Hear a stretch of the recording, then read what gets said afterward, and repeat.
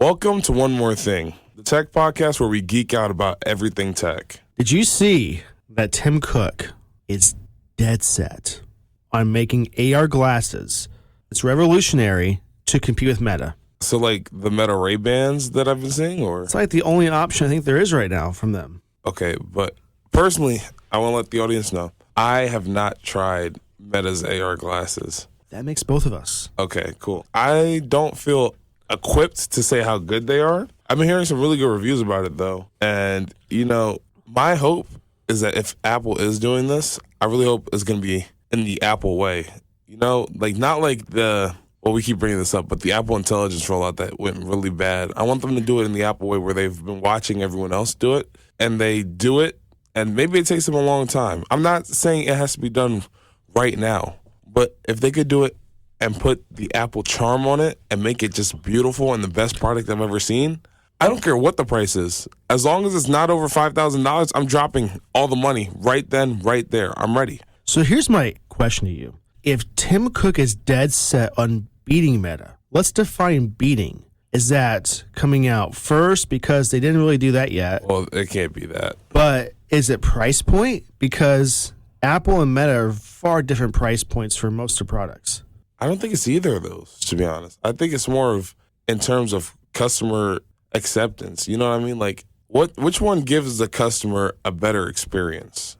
Apple's really good at getting their software to be, I want to say, peak, the best of the best. Meta, this is one of their first time making software? I don't want to say that because obviously Facebook, Instagram, but their first time making I completely forgot about the Quest. Which it's actually, I have one. I gotta say, it's pretty wonderful. Is it? I'm not saying it's better than the Vision Pro, but by $3,000, I think, right? But see, so let's dive into some things that Apple is expecting. So Tim Cook is pushing this, hardcore, top priority. I think more than iPhone development at this point. But one thing that's interesting to me that Gerben mentioned is they're trying to perfect technologies in AR. Now, our only example from Apple is the Vision Pro, which we both agree, masterpiece, golden product. Price point, not golden. But product, absolutely not. Phenomenal. I've tested this. I want one, but the price point brings me back to saying no. Okay. We see that it's going to have Apple Intelligence built into it. The similar screen feature that the Vision Pro has where it displays the screen from you up to 110 inches, right? So at what point is this going to compete with the Vision Pro? Because here's the difference. Tim said in the keynote that he thinks that we're going to wear it every day, the Vision Pro. I think 0.8% people are probably doing that right now. 0.8% of total people or just the people in general, especially those who don't have it. I don't see people wearing it consistently. AR glasses that have prescriptions, if you have that, you're going to wear pretty much all the time, right? So I think the use case for this product is going to be way greater. If you're already wearing your glasses, you can potentially turn off the AR, VR headset portion of it and just use it as glasses. Is that their plan, you think, or what's their rollout with this? Well, it's based that the Meta AI glasses are in right now to where it's there if you need it, but like when you don't, it kind of fades into the background. Sort of like AirPods. I have the second generation AirPods Pro. I'm not going to lie to you. Sometimes I forget they're in my ears. Like if I pause my music and I don't take them out, I'm not going to remember they're in my ears because that's how well they work. The transparency mode on these things, I can't tell the difference between these and my ears. So I'm thinking that that's maybe the kind of approach that Apple's going to take for glasses because, they don't want to impair any of your senses and they're definitely not going to make it filled with a lot of bloatware to the point where you can't see what you need to be seeing. I'm thinking it's going to be more of transparent screens. And let's say, example, you have to say, hey, Siri, yada, yada, yada. Or they can post those, let's say, hey, Siri, why don't you take me to tacos and tequila, perhaps. I'm thinking that maybe it will be able to put up a map, maybe either in the top corner of your screen or a transparent map you know how the Apple Watch has the directions? It'll tell you turn left here, turn right here. Maybe something like that just pops up for a short frame of time. And I think that'd be great for the customer experience. I think so too. So here's one just silly question with this. Let's say we're in AirPods, right? Right. You have the AR glasses on. Siri is integrated with both. And you say, hey Siri, which device is going to hear it first? Definitely AirPods. I mean, glasses are right there too. If you have them both on, I'm assuming that based on how the rest of the ecosystem works right now, my AirPods are connected to my phone, but my computer's closer to my face. If I say, hey Siri, then it keeps popping up on my phone because I have an AirPod in right now. It's smart enough to be able to tell which device it thinks you're using more. Like, it'll show up on my computer for a second, and then it'll stop showing up on my computer and just go only off my phone. So I think it'll hear it from my AirPods, but it might show up on the glasses. So let's take a little shift with this and just kind of list out what it's supposed to have for features. First off, it's supposed to have an extraordinary high resolution display. When I hear that phrase, I think Vision Pro with 8K OLED displays. I hope that's kind of the same design factor they're going to do it here. High performance chip and tiny battery that could offer hours of power each day. Now we know in glasses, how big a battery can you fit in there? Like a AA at most? I don't know. My guess is going to be 3 to 4 hours of usability. Now, that's if you're using this mode 24/7 with it. You're going to have times when it's just glasses mode. So I wonder if 3 to 4 hours is the target point for this, or if it's going to be more of like a 2 hour most. The Vision Pro is like 2 hours, but that's also using way more hardware to back that up. I feel like the battery pack for the Vision Pro could definitely be bigger. I personally don't have one, so I feel like maybe I shouldn't be the one complaining about it, but it seems like they could definitely get a bigger battery pack. Well, if it's 2 hour battery and they say you can watch a full movie, there's movies over 2 hours. Like, look at Avatar. You couldn't watch a full Avatar movie if you wanted to. Now you can plug it in and then go through pass-through mode, but still, something can work on, I think, for sure. Definitely. But I think the last part of this is more so, what's the reason why Tim is so hell-bent on making this a priority over everything else? We're looking at the iPhone, which clearly does well every year. The 16E, if you didn't see the stats on it, is now become the top-selling phone of this year so far. We're looking at very early on the year, and wait till September hits, and we see the iPhone come out with the Pro models, the 17 and such. That's when I want to see the sales for that. If this is their focus with everything, why? They're just glasses. I mean, it's not going to be their top-selling device. Now, if the price point makes sense, that's a compelling reason to maybe try them out. But then again, here's the other question, I guess, with AR glasses. Are these going to be glasses that you do not have to have a prescription to use? Like, can I just use them like I don't wear glasses? If I use them, is it going to be something I can wear all day long and not really use them for glasses? If that makes sense. Yeah, like kind of like fake glasses. I definitely think that they'll have a thing like that because you know how the Vision Pro by default is tailored to people with 20/20 vision, but you can get your own lenses put in it. I think it'll be similar to that if they do go through with this, which they probably will because of how hard it's being pushed. Yeah, I think so too. All right, well, speaking of AR glasses, Meta also has, while they have their, AR glasses, they also have their VR headset, which is the Meta Quest, I believe. And Apple also has a contender for that. Like we were just talking about, the Vision Pro. It's weird because you don't always see Apple come out with a Pro version of a device first. Never. The leaks are saying that we're going to get sort of a Vision Lite. And a cheaper refresh is the way that they mention this. And I want to know, I think everybody wants to know, what's cheaper? Is it from $3,500 to $3,000? Or is it from like $3,500 to like $2,000 or even like $1,000? Because I wouldn't be mad at $500. So I wouldn't either. But here's the thing. It's clear that the industry right now, with mass sales in MetaQuest, $500 is an acceptable price for a refresh. Is Apple going to do that? I don't think so. I think at the most, we're going to see a discount of maybe $750. But here's the thing. When they do this, what's going to go away to make it that point of purchase? That's a great question. Yeah. I don't know, because from the leaks I'm saying, it's just getting better. You know what I mean? Like, we're switching from the M2 chip to the M5, and it's going to be lighter. And, I don't know, because obviously technology has progressed since the Vision Pro first came out. And because it's progressed so much, first off, those things, a lot of the materials that you needed to make the Vision Pro, let's say in 2020, I think it came out in 2023. In 2023, maybe it costs $500 for each part. Today it's going to cost you maybe $400 for each part. So I think you can cut costs in other ways. I don't think it's all just about making it worse per se, because you don't want to make a second generation product and have it be significantly worse than the first, even if you're going from pro to normal. Yeah, there are differences between pro and base. Even the phones are not drastically different. Well, I don't know. Well, Phones are drastically different.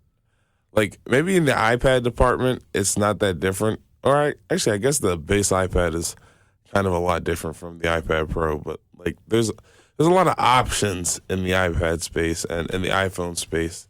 I was more comparing like the 15 base to 15 Pro. There's a lot of features the same there, but not like we're not talking about like there's a button on the 15 and like no button on the 15 Pro Max, right? Right. Like some of the chipsets are different, obviously, right?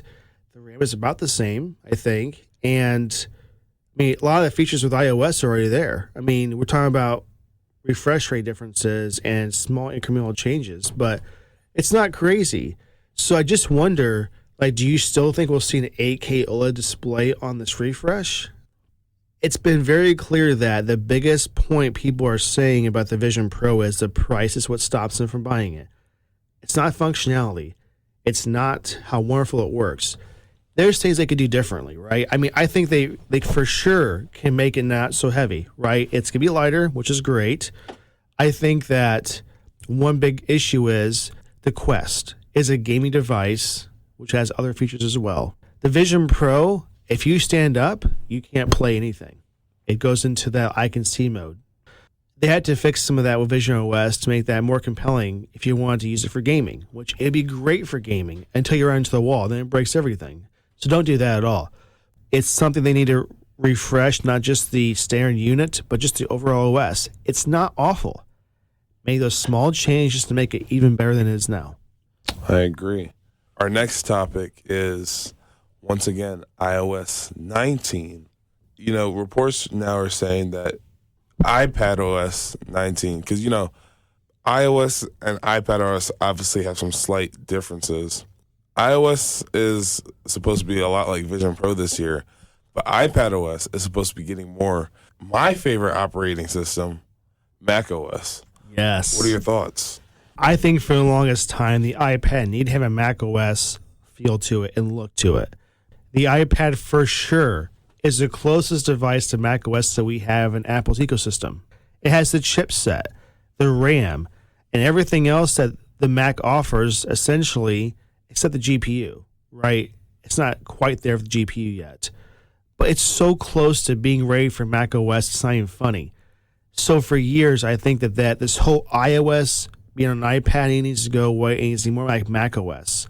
Because, let's be serious, does everybody like to have iOS on an iPad's way larger screen? It's enough. The gap for icons it's enough to fit a Hot Wheels car. It's not good. It needs to be like Mac OS. Now, here's the question.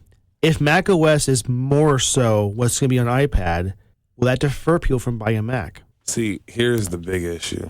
If I'm Apple, I've been making these Macs for the longest time, right? These are what I built my company on. You know, these have always been one of the better computers in the world. I don't want to say the best because obviously Windows has, 75% market share. The Mac is what, Apple was built on. And I'm building a new product, and I want this product to be as powerful as possible. And it has a touchscreen and it's wonderful. But wait, oh my goodness. This thing's getting it has the same chipset as my computer now. Why would people buy my $1,000 computer when they can buy my $800 iPad and just get a keyboard for $200 and then they get one more feature? You know what I mean? If I'm Apple, I can't let that be because then I'm going to lose all the money I'm making on my Macs. Well, actually, not all the money because, you still have a Quasi to come buy a Mac. But I think that the issue that's been holding iPad OS back for the longest time is Apple being worried about, cannibalizing their MacBook sales. Because if I'm telling you today, right now, you can put it on everything. If Apple was to give an iPad Mac OS, nobody's buying a Mac ever again. I think the difference is, so when you do an upgrade for an iPad, there's two upgrades, storage and screen size. For Mac, you have chipset, RAM, and storage size plus screen size. You have those options for the pro users to use, like, I'm going to go beast mode and get 120 gigs of RAM or even more, right? And 8 terabytes of storage. And now my chipset's the Pro Max, right? Or the Ultra, whatever they're going to call it, right? So if that's the case, now any application user is going to be able to use the Mac, right? Between basic grammar using Facebook and Twitter and stuff like that to Quasi and Adam editing, 4K UHD video. That's the one thing I see iPad not really doing right now is that kind of level stuff. Now it's getting close, right? Can I say my iPad M1 can't do certain things? No, especially with like Acrobat and Premiere and stuff like that being available on Mac now and iPad. That's huge. Now, we had to kind of see software developers also develop where I can use my iPad as a Mac. We're not quite there yet. If the common user is just browsing Facebook and checking their email and browsing some online articles, iPad is going to be well more than you'll ever need. But the pro users is going to be a different story, I think. I don't think it would hurt Mac sales too much because here's the thing. That Mac at $1,300 for an Air, right, includes a keyboard. Yeah. My iPad for $1,000 base, let's say the Pro model, does not include a keyboard, which the new ones are getting really nice. And guess what? It's not really a mouse feature yet. It's kind of there, not really, though. Even with a keyboard, you're kind of getting close, but you're not fully into a PC-like experience. Right. Do we know right now if the iPad can support multi-monitor support? Can I hook up 2 more screens to it with USB-C? I think you can do 1 screen, maybe not 2, that you can do with Mac OS.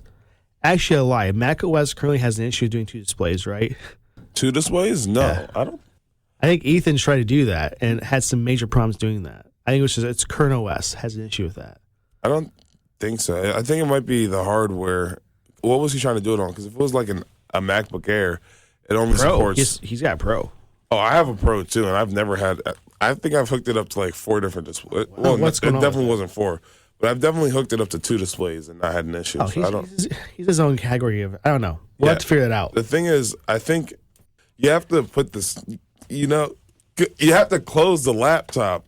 Okay. For it to be able to work like that. Okay. Well, I just struggled to say that so bad. That was horrible. It's okay. It's morning. It's okay. So let's focus on what they're going to do with iPadOS 19.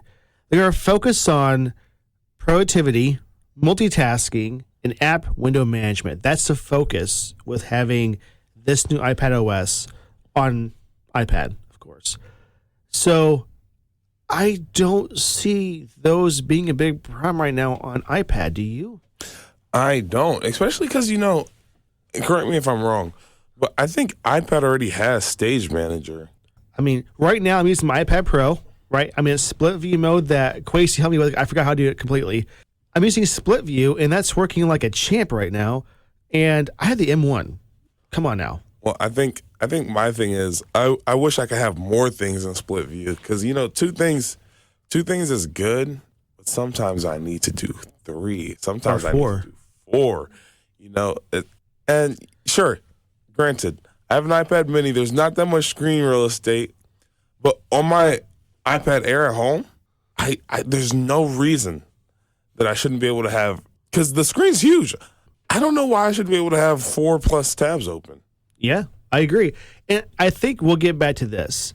So there's a specific coworker that is huge in Android, right? He will even say out loud in front of people, the iPad is for sure, bar none, the best tablet there iPad is definitely the best tablet. There is no even close comparison to anything. And no one's even trying because they know they can't even come close. Well, I don't know. I saw something about new rugged Samsung tablet this morning with a replaceable battery. I think that might be able to their beat tablets are about as useless as shoelaces on Velcro shoes. Okay, I mean, just come on, it's just not good. They're trying. I'll give them that and that same tablet in like 1 to 2 years, unusable. Can't use it. It's so slow. The OS won't upgrade like it should. It has issues, and I tested a Samsung tablet, and why does it take 45 updates to get to the current OS? What? If I update for my iPad, it's 1 update, I'm ready to go. Okay, so if today you bought a 2020 iPad fresh out the box, everything's just like new. It was how it was in 2020. You're gonna have to go through quite a few updates to get to iPad OS 18. Yeah, but like one. No, it wouldn't be one. It'd be multiple because you have to go through 17. Oh, okay. I see what you're saying. But like, okay, I'm more talking about like if there's like version 12 to 12.5.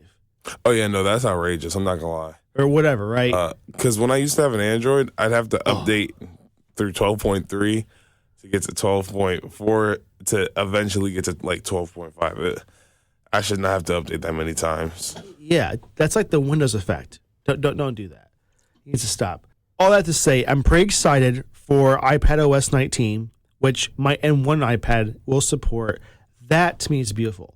I think the Apple Silicon iPad is going to last so much longer than it ever did before. I mean, what are your thoughts? How far will my M1 iPad go, you think, for iOS? Oh, how far will it go? iPad OS. For iPad OS?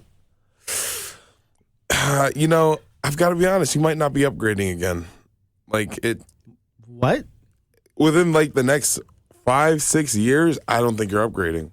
Now, maybe I sound like an Apple fanatic right now, but that's just simply not the thing.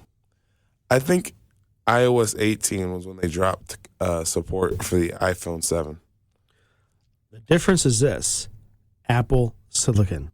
Yeah. I don't know. I feel like this is going to last longer. No, I'm telling you, I don't think in the next 5 to 6 years you're going to be upgraded. Okay, I heard that way wrong. I heard that like you're going to have to upgrade in 5 years. No. Oh, okay. Absolutely not. Yeah. Like it just, if they're just now dropping support for the iPhone 7, I don't even know how old I was when the 7 came out, and it was still supported. It has to be before color was invented, I think, right? I mean, at this point, yeah, it might have been. But I think that the M1 chips, if you have an M1, even a MacBook Air, dude, solid. You're not upgrading anytime soon because it's just not. First off, it's a large investment. Don't be just spending that money to try and upgrade the next year. But also, you don't need to. You know what's interesting to me is this: the only people that will say that like the M2, M3, and so on is so much faster than the M1 is Apple. It's faster, and we know it is. But no one's like, my M1 is running so slow, I can't bear it anymore. No one's saying that because, my gosh, it runs so quick. It is a solid, for a first-gen processor, they killed it. Whoever's in charge of Apple for the chipset that, like, I can't remember who it is. That guy just goes above and beyond. He's great. I mean, and I'm just, who does processor upgrades yearly? Intel and AMD kind of, was it 3 years? They do like a new processor series. And here's Apple. We're coming to the table with yearly upgrades for processors, and not just like a small little, it is sometimes 3 times or 4 times faster. What? That excites me. That puts everybody else into a state where they have to innovate faster. And not to be worse, but to compete with Apple in a better way. Right? And I want competition. I absolutely do. But Apple's killing it with the processors. I wish they would see is it U1, right? The U1 chip. Yeah. That's just the beginning of the chipset series. Wait, which chip are you trying to talk about? The modem. Ultra wide. The modem, the cellular modem, C1. Yes, C1. I keep saying U1. I don't know why. That's the next phase. Where are they going to get to a point where they make every chipset for the iPhone?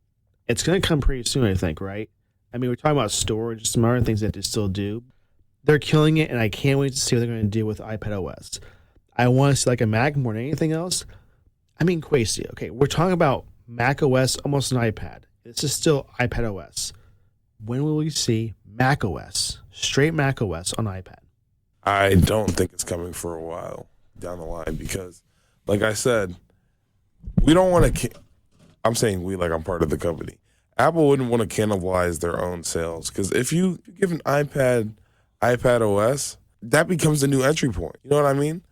And iPad OS allows so much more. And I'll always tell people, I think that the newer iPads are being limited by their software. And basically, you know, the iPad Pro right now is just so powerful. That M4 iPad Pro is so powerful, so quick, so snappy. But it doesn't matter because, yes, you can video edit and stuff on it, but you can't do half the things you can do on Mac OS. That's true. The M4 processor could probably take off a spaceship right now. It could be replaced in like any space shuttle right now. It's so powerful. Oh no, definitely. I mean, it's crazy. Like, I haven't experienced the M4 yet. I mean, I've tested things out like at stores, but to me, my M1 is solid and I love it, and I want to see what they had to do with it. Now, talking about the M4, let's go with something completely unrelated that we want to talk about. That I think it's just kind of funny, but we'll see how this goes. Did you see there's a new Apple Pencil, not from Apple? I did not. There's a company, and they're really known for making like reskins of big like controllers, headsets, even mics. And it's called Colorware. And they have come out with a series of Apple Pencil Pros that are essentially painted and then reskinned with a like crayon skin over top of it that says Crayon on it. Quasi, you ready for this price? Yes. $215. You mean 129 or No. We're talking about more.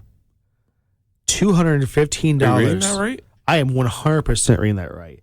It is a crayon that is an Apple Pencil Pro, I think current generation. They offer black, they offer green, it's mint, pink, purple, red, white, and yellow. If you're going to pick one color right now of this little offering, what would you pick? Red. Me too. Just because red is my favorite color of all time. This red's killing it. Purple is looking nice, but purple's okay to me. It's there, but it's not the best. I love green. Green's my favorite color, but this green, not the best green. It's mint. Mint's great in tea, not a color. Red's going to be for me, for sure. But here's the thing. That $215 price tag is kind of ridiculous. I could see let's just say maybe $175, right? That's a price point that I think is comparable and fair. $215? $215 is kind of crazy. That's pushing it, I think. It doesn't really say if this is Apple sanctioned, but I have to imagine since they're still up, they kind of are. It's probably a collaboration of some sort.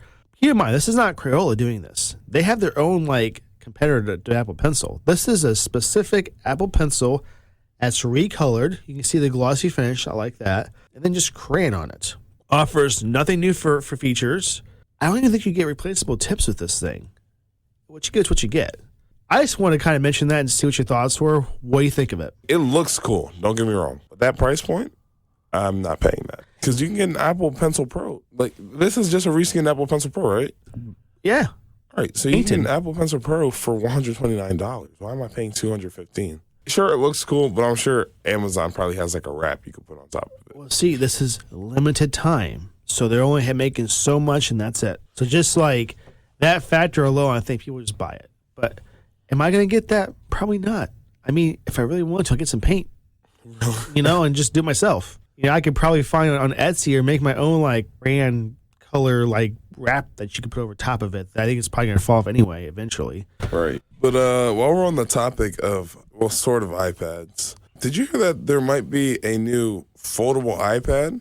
Oh, yes. I don't know how I feel about that because, to be honest with you, I'm not even sold on foldable phones yet. Why would I want a foldable tablet? I will say this. I would much rather have a foldable iPad than a phone. Why? Right now. If I'm going to get my phone out of my pocket and just use it, right now I pull it out, I unlock it with my face, I'm in. Now I'm introducing one more layer of just getting into my phone. Now I know that there's going to be one outside the screen, I get that. But for the full experience of that foldable, you have to open it like a book, right? And then you're in. I don't know if I'm just there yet for that. An iPad, okay, let's go back with this. iPad mini foldable. Does that sound a little better to you than a Pro model foldable or what? See, my thing is like, I don't know who this appeals to because, first off, the iPad screen is huge. And the rumors are saying that it's going to be a 20-inch screen that's going to be foldable. First off, I don't need a 20-inch iPad.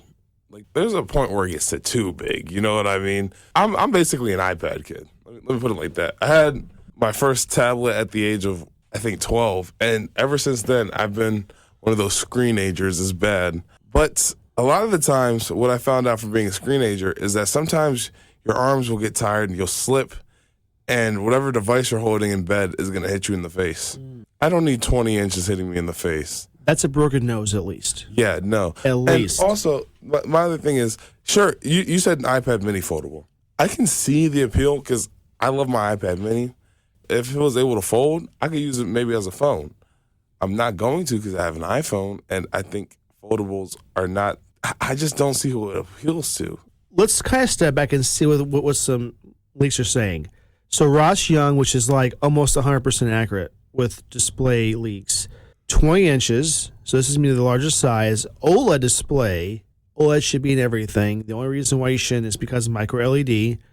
And then under screen Face ID. So that could potentially mean the bezel is almost going to be non-existent. And that to me is huge. Not that the bezel's awful now.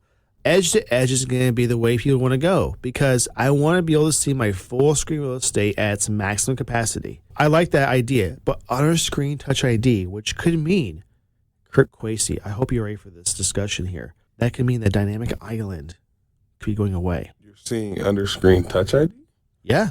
I saw under screen, Face ID. I thought. Sorry, Face ID. I said the wrong word. Face ID itself. So let's just go back to Face ID. Do you remember in the keynote for Face ID, there's a swimmer at a pool looking at their phone for Face ID to unlock it? What were they doing? The phone was laying down flat and they're at an angle and unlocking their phone. That has never, ever worked. What are you talking about? It's never. What are you talking about? I'm not looking directly at the screen. Look. Do it. It just unlocked. No, it just unlocked. Look. Quasey. No, look. I'll do it again. Hold on. It's not looking for me right now. Okay. Right here. Hold on. I have never, ever seen that work. It just told me my face isn't right. See? That's what it does. It's telling me my face. It literally worked 10 seconds ago. Okay. So I think maybe you're just not getting the optimal experience of all the features. I wish I was. But in any case, that's beside the point. The point is this. Under screen Face ID, let's say the right word this time, is going to be a change, I think, that will remove Dynamic Island, which I like that. Don't get me wrong. But if we can take that away to get more screen of the edge-to-edge display, that's what I want to see. Because you get an OLED, if you have a 20-inch iPad, that could be your device to watch content like YouTube or, Netflix or whatever you want to watch, right? That's huge. Because now it's edge-to-edge. Even the Mac isn't that right now. You still have that little bezel. I think that the market... pretty unnoticeable. It really is. But if it's completely without a bezel, it's more noticeable. Trust me. I can't wait to see that. But in any case, one other thing that's going to be that is, just huge is we're looking at not just OLED, but remember that little technology they're doing for the iPhone 15 where it's... What do they call that? I can't remember what it's called now. Will they take two OLEDs and stack them? Tandem. Yes. If that's coming to this foldable iPad, that's going to be impressive. Now, I don't know how you do that quite with a foldable, but here's my thing with foldable. I want to know when that is opened up, are you going to see a crease? Are you going to notice that it folds right there? This is hard to say because we don't know how Apple's going to do it. Obviously, the industry wants no crease, right? But we've seen with the Samsung, I think we're on the Galaxy Fold 5 here. There's a crease still, but it's less noticeable. But I don't think you can completely get rid of the crease yet. I don't think the technology that we have currently today allows us to get rid of that crease fully. That's the issue. Okay. This goes back to this, too. So they're also talking about this foldable would go to an 8.3-inch screen for an iPad mini replacement of a screen. Is 8.3-inch for an iPad mini to you acceptable? Is it acceptable? I think it's the best thing ever. It's not the best for, watching content, except it definitely is because, again, screen ager, my iPad's always like really close to my face. It's great. But my point is this. It is now you're used to an iPad mini. That's 7-inch screen display, right? Is 8.3 going to make it not feel like a mini anymore? I don't think so. Okay. I think it's more about the form factor instead of the screen size. Because, if you get rid of the bezels on the iPad mini right now, it's basically 8.3 inches. I don't think it's a huge change. And also, the mini's still mini. They could make the iPad mini 9 inches and it'd still be a mini. I really hope they keep this small form factor, though. This is the only... actually, this isn't the only device I'll say I want to keep small. Because I actually think I'm on a trend of wanting to keep devices smaller, actually. Like, I know everyone wants it to be bigger. Like, I know you want you always get the Pro Max. I don't know. What I'll say about this is if you ever get the Pro Max, you'll never go back to the Pro model.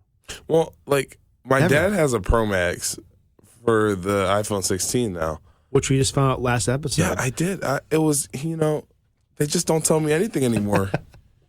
But well, even with the 12 Pro Max back in the day, because I used a lot of phones trying to figure out which size I was going to get when I bought my 15. But at some point, the phone just gets too big. You know what I mean? And sure, the iPhone 15 Pro was supposed to be lighter because of the titanium and stuff. That's changing now too. When I was holding that iPhone 12 with the stainless steel rims, I was like, this is going to leave a dent. Oh. If I ever drop it like on my foot, because I got some pretty fast reflexes. If I drop my phone, I'm gonna like maybe kick it up against the wall instead of letting it fall on the soft carpet. Broken foot. I promise you. Broken. Like it's just not worth it. The one thing we'll say about this to kind of wrap this topic up is we're seeing that right now in the display supply chain that we're looking at 2027 or 2028 for this release, with a more focus on a foldable iPhone in 2026. Quasi, I don't think I'm ready for that. And I know there's people saying that, oh, you're harping on the Samsung Fold right now, and if Apple comes out with one, you'll be just jumping on the train. I don't know if I'm going to do that right now. It's not something I'm appealed to. What's it going to offer besides a screen change for me that I want to do that? I mean, my screen's larger. Okay.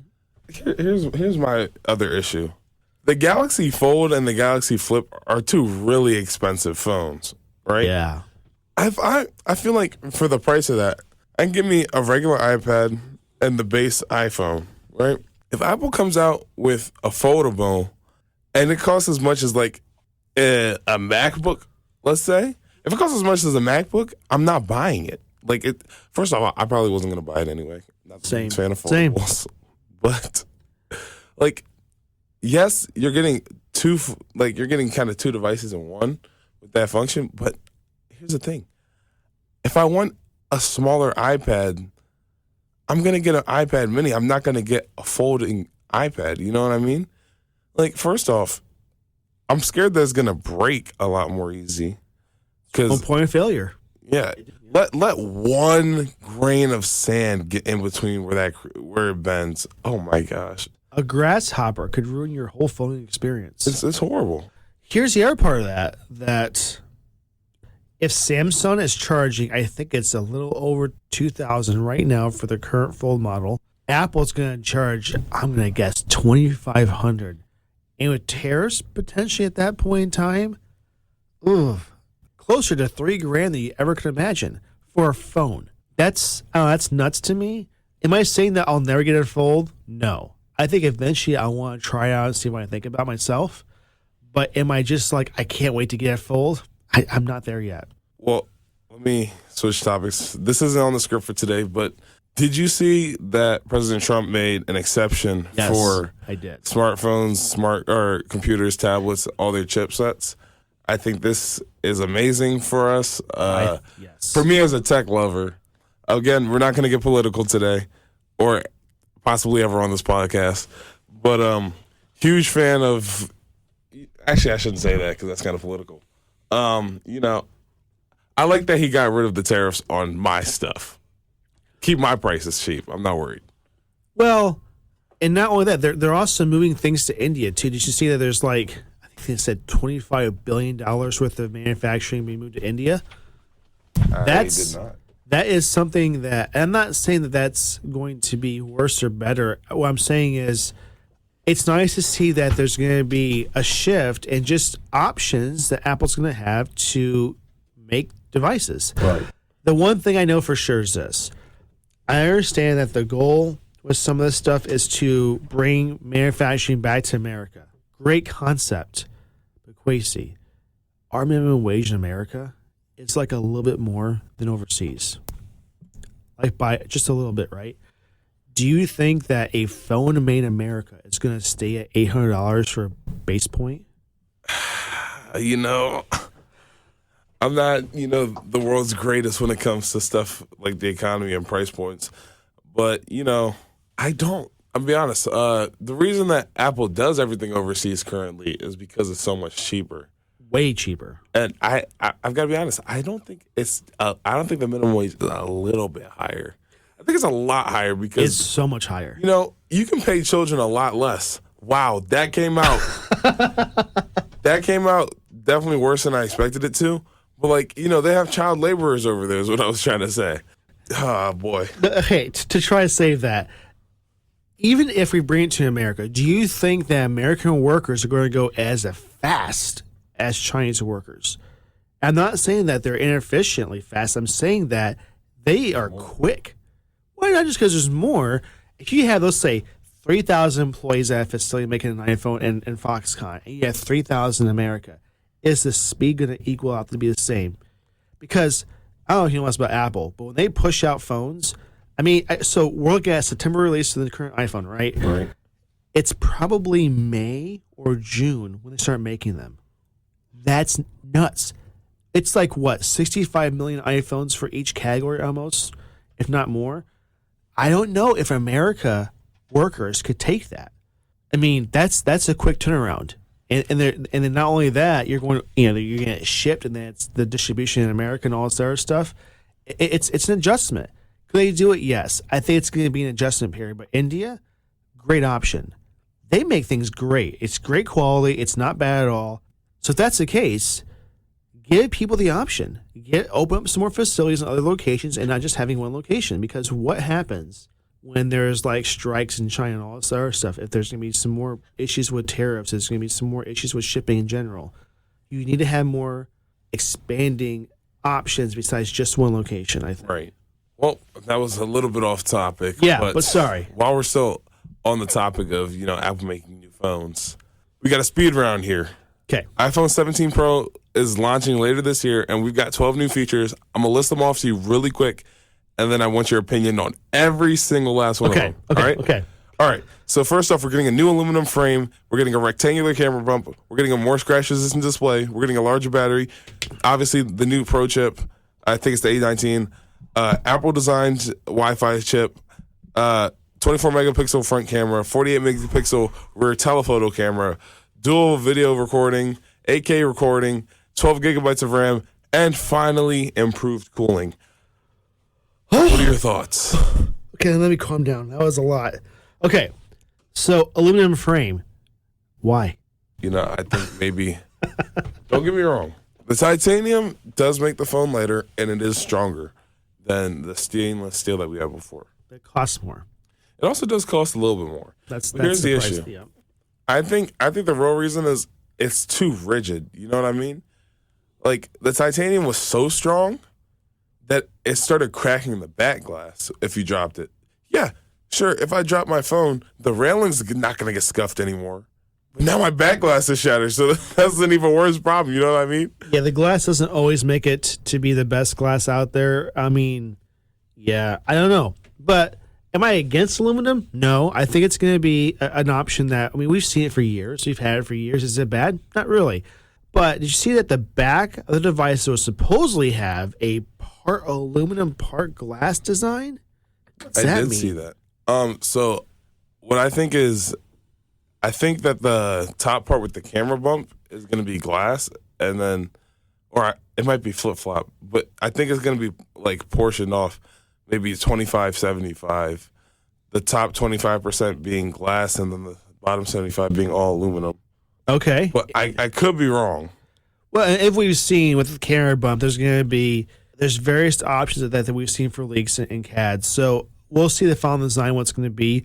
But that design looks like a pixel to me, more so, which is not bad. Just saying that's. I've actually always liked the pixel designs. It's not bad. Like if I didn't have an iPhone, I'd probably have a Samsung. But if I didn't have a Samsung, I'd have a pixel. See, I could never go that route. Really? Why not? Samsung has one major issue. What's that? They have like a half a person for R&D. They just don't do that at all.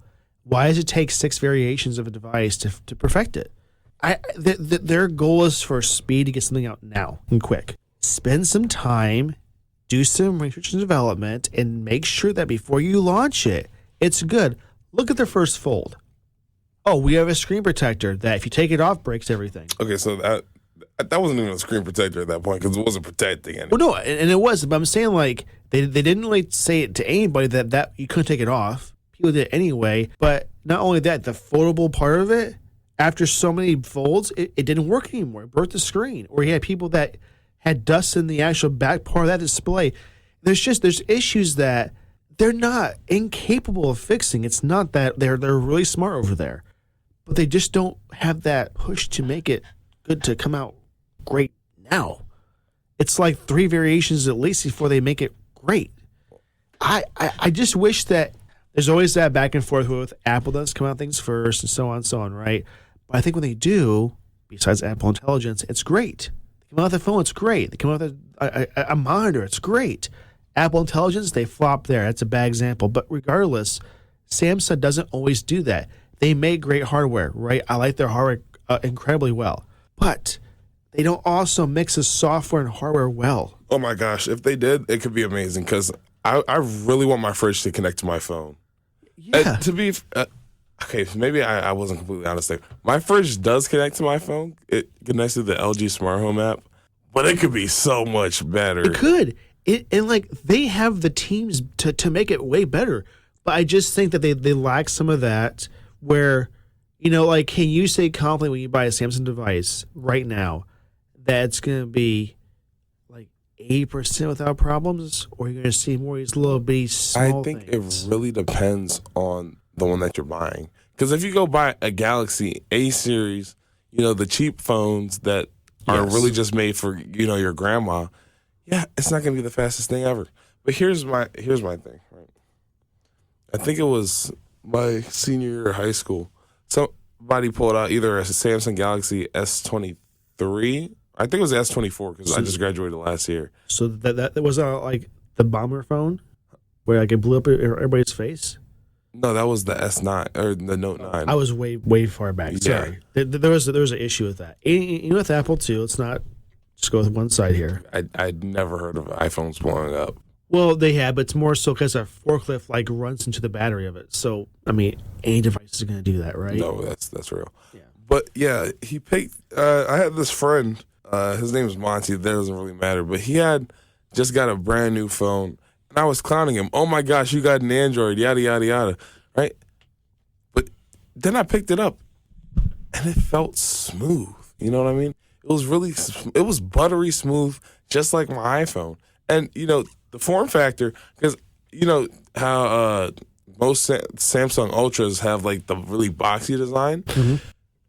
If you don't get the Ultra, like if it's just the S24, it's a design very similar to the iPhone, and it feels really nice. And obviously, I'm a huge guy for like not oversized phones, so that just felt amazing to me. And the camera quality is a lot better than people give it credit for. Oh, it's good. Not denying that at all. I think maybe we need to get you in the room with a current generation Samsung so that we can really see it. Here's my other part that I guess with the Android in general that I'm not a huge fan of. The hardware, great. No denying that. Cameras, great. No denying that. Software. I am not fully into the Android OS. I have an Android phone right now. I mess with it. I try to get used to it.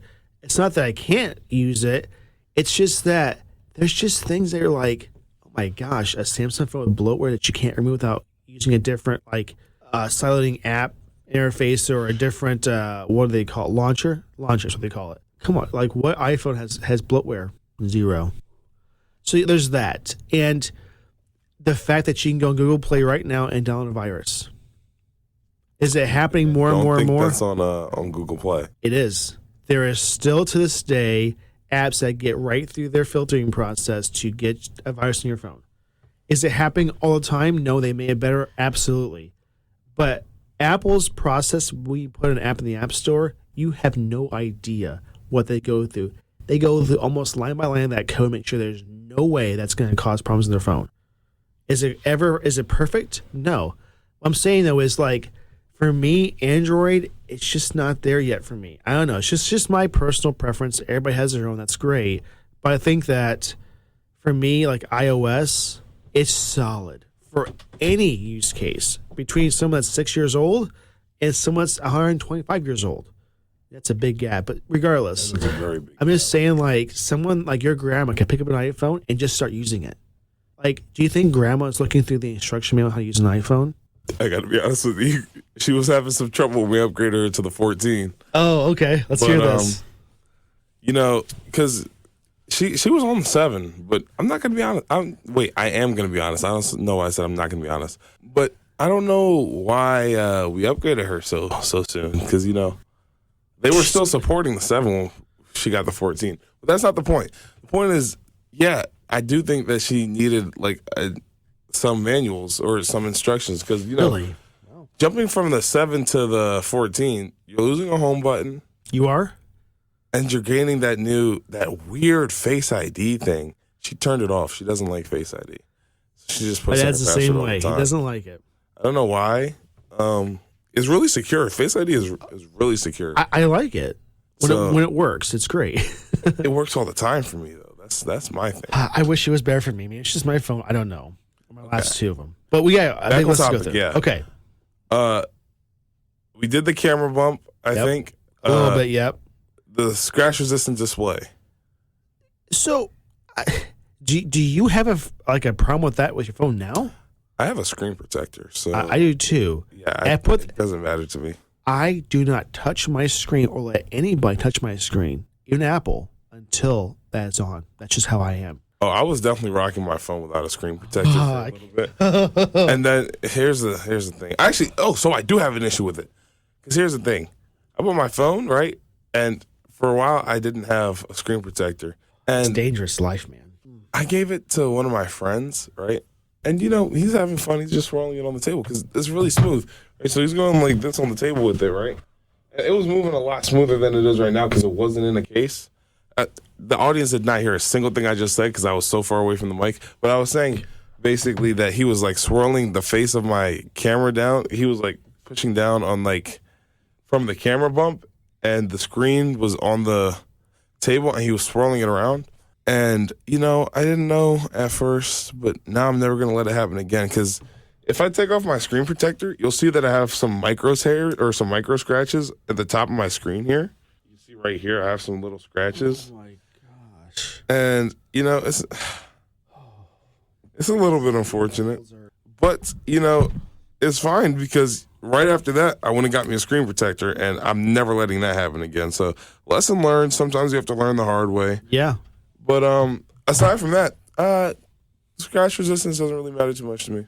Well, so for me, like, I've never broken my screen or had a scratch or anything like that yet. But, you know, the good test that we're going to see is with, man, what's his name? I'm blanking on his name.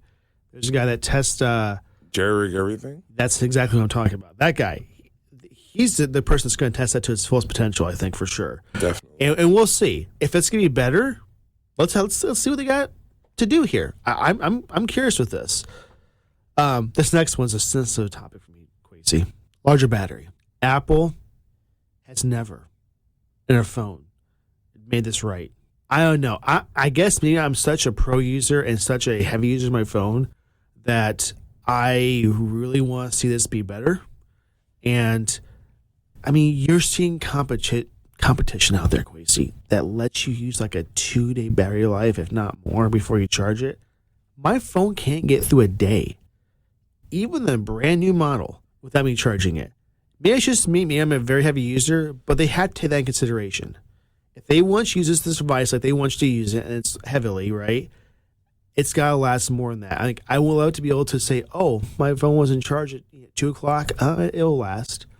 And I'm not saying it dies, but like, why is my phone when I go like to bed, if I don't charge it, like at 40%? 40? 40? And what? You're complaining about not lasting all day and your phone's at 40% when you go to sleep? If the power goes out and there's nothing I'm okay, good. You're fine, yeah. I'm just saying, you know, for the common user, like my wife never charges her phone, is using it, and she's at like 10, 20%. Makes me cringe. Just the idea of this. If my phone battery goes to red, like, you will never see me use low power mode ever. Any reason. Never going to happen. I just want my phone to be charged. Like, my iPad's at 56%, and it's making me go insane right now. Okay, I don't like that. Even like I just have a fear my phone's going to die or my iPad's going to die, and then that's turned back on. Okay, I don't know. That's just how I feel, and maybe I'm just going crazy here. No, but for me though, okay, even at 40% of the day, competition is at like 60% or 70% of the day. We're not even at that point yet. So why you see larger battery? And Apple's larger battery is like, let's say it's 2,700 milliamps. Now it's 2,900 or 3,500. It's nothing huge. So, like, when I see bigger battery, just actually do it for once. Go up like 1,000 milliamps. You have Samsung devices that they have like a 6,000 milliamp battery in their phone, and we're still not aiming at 4 yet. Come on. What are they doing? When I see a larger battery, show me that. I feel like your battery is big enough. Because 40, let me tell you something. If my phone lasts, because I go to bed, my phone's at like 20%. If my phone was at 40% when I went to bed, I think it's the greatest thing ever. However, on to the next thing. A19 Pro chip. Obviously, it's going to be more power efficient. Obviously, it's going to be faster. What are your thoughts? I don't know. Well, it's 3 nanometers, so that's going to be highly efficient, right? Which is going to be incredible. Fast chipset's always going to be nice. I think it's going to be like, if you're comparing this, it's going to probably be to like an M3 standard chip. My guess is going to be what they're going to try to do here, or even higher. But we know it's going to be great. That has never been a lack at Apple. It's always been wonderful. So I'm looking forward for that. I'm in, and it's going to be nice. Okay. Obviously, that Apple design chip that I was talking about is going to be Wi-Fi 7. Yes. Thoughts? Wonderful. Speeds of Wi-Fi, like we're seeing even in this area, there's more gigabit connections, there's more fiber optic and all this other stuff, and I want to see faster on my phone. Like right now, I have Visible for my carrier now, which is I love that. And I was pulling down about 600 or 700 down and like 230 up, which to me is still nice. It's going to be better, Kwesi, than that. Right. That's just talking about the actual LTE part of it, right? Or the 5G ultra wideband. But for Wi-Fi 7, if people have gigabit speeds or even higher, we're going to see that just reflect on the phones. I'm looking forward to that. One thing that it's keeping this in mind, though, is just because you can get that speed on the device does not mean that things are going to push that speed to your device. So you think Apple search, if you do an update, is going to push gigabit speeds? Nope. In fact, it's just not. Or iCloud backup. It takes me a day and almost a half to restore an iCloud backup. Right. So this hopefully will make that better. We'll see. All right. We got the cameras now. Okay. 24 megapixel front, 48 megapixel telephoto. Obviously, we already have a 48 megapixel camera on the iPhone 16 Pro right now, but we're getting a second one. And I think the front-facing camera on every iPhone right now is 12 megapixels. Yes. Thoughts? 24 megapixels on the front is about damn time. Because what would you say the ratio is of people using their back camera to their front camera in today's society? I just mean you as a whole. I'm going to be honest. People don't take selfies as much as they used to. I think, or maybe it's just my use case, but I'm definitely using my back camera a lot more than my front camera. Me too. Which I think is why Apple felt the need that they could, wait for so long. But it's time, man. It's time. And it's as you know, if you're into photography in any way, it's not the amount of pixels that matter. It's the size of the pixels that matter. So Apple is more focused on the size of pixels. So a 24 larger pixel format camera, wonderful. And they're still using the Sony-based lens, which is going to be really nice because Sony just kills it when it comes to camera lenses, for sure. And I'm curious to see. I mean, I know they're competing with Google with their cameras, which are really good. And this is going to make it a lot better. 48 in the back. I mean, like I said, we're going to get more and more closer to a phone being close to a DSLR. It's not going to be there yet. But I think eventually we're going to get there. Somehow, some way. We'll see. Now, right before we bring our episode to a close, we have about 4 more things. So, dual video recording and 8K video recording. Obviously, you can dual video record on Snapchat right now with any phone. But this is saying it's coming to the native camera app. What are your thoughts? I like it. I mean, more and more apps are using this. And there's that one app, what's it called? It's not Snapchat. It's another one where you take a photo, it takes both yours and the other one at the same time. Be Real, that's the one. People like that concept. And I think that we're going to see it more and more and more, and it's going to be great. I think so. All right, obviously, big tech guys, 8K video recording. Okay, there's only one downside with this. We don't see a large market right now for 8K TVs, right? Or displays in general. It's more 4K getting pushed right now. Right. But 8K is just outstandingly wonderful. So we'll be ready when there's 8K TVs. When this gets pushed out, we're going to see TV manufacturers just push out 8K probably faster than they originally planned. I'm excited for that. 4K now is wonderful, but 8K is going to just make it even better. I'm excited. Okay. Now, before we get to the 12 gigabytes of RAM, I want to talk about improved cooling. Oh. Because obviously, these phones are obviously going to get hot to the touch. It's just energy transfer here. Yep. What are your thoughts about the new cooling? So it's supposed to have a vapor cooling chamber. I'm excited for this. Here's what I just recently discovered. So I had iCloud restore my phone, which fixed an issue that I had. We talked about where I couldn't update apps in the App Store. I'm glad that's fixed now. But when I did my restore with iCloud, I plugged in my phone with USB-C to a little dock with Ethernet, and then I was charging it. My phone was too hot, and I seen multiple times when a message indicated that my phone's too hot, it has to cool down before it would continue the restore. Right. Whoa. But I realized when I was not using that cord and just using Wi-Fi, not only was it faster, it actually wasn't getting as hot. So just that cable made it really hot, and that could be the device, it could be whatever the case is. But realistically, I think this vapor cooling chamber, it's supposed to make it, I think, 30% cooler from what I'm reading. That is huge. Yeah, that's awesome. I'm looking forward to that. All right. So, and finally, 12 gigabytes of RAM. We're at 8 now. That we're at now. 8 now. That's wonderful. I mean, I know there's competition that have 16 gigs of RAM, and it's just more because of the OS, the hardware not working as well together. Okay. But iOS and the hardware for phones, wonderful. So 12 gigs is a huge upgrade that I'm looking forward to. And it's not just the actual gigabytes of RAM upgrade, it's a faster RAM as well. Wonderful. Right. Well, I think that about wraps it up for this episode.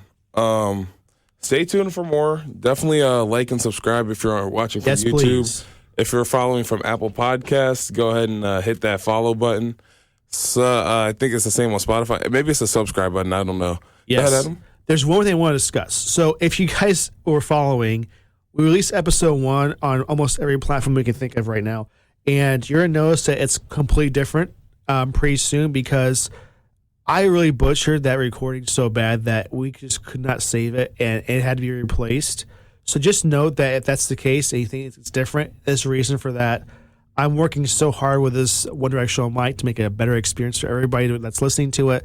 So I apologize. So we had to replace it. It's just kind of a last minute decision. Anyway, sorry. So we will see you all again next Friday. We hope you have a great week and stay safe. Yep. Take it easy, guys.